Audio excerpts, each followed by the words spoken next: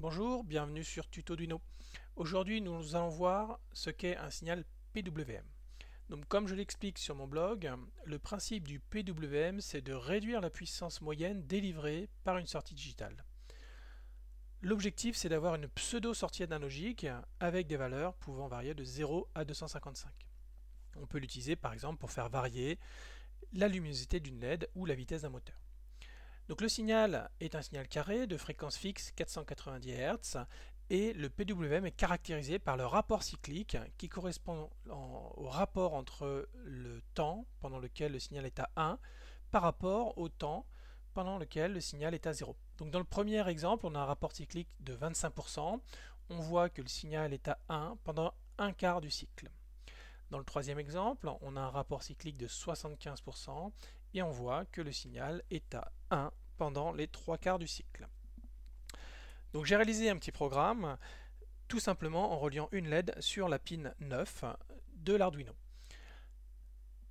Donc la pin 9, bien entendu, est une sortie. Il faut la déclarer en sortie avec le pin mode output.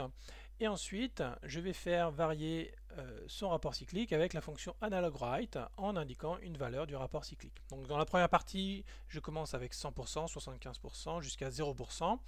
Et dans la deuxième partie, je vais faire un effet de fondu en faisant bouger cette valeur de 0 à 255 par pas de 5. Et on verra qu'il y a un effet de fondu sur la LED. Donc voilà le montage. On voit bien qu'il y a un petit symbole devant la pin 9 qui correspond au fait que ce soit une sortie PWM. On voit bien le petit symbole. Et sur l'oscilloscope, on voit très bien mes rapports cycliques où le signal est à 0 avec un rapport cyclique de 100%, 75%, 50%, 25%, 0% et ensuite un fondu où le rapport cyclique monte de 0 à 100% de manière graduelle.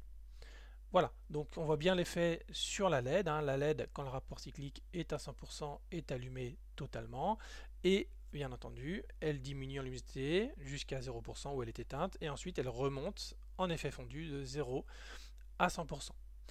Merci d'avoir suivi cette vidéo et je vous donne rendez-vous sur mon blog. À bientôt.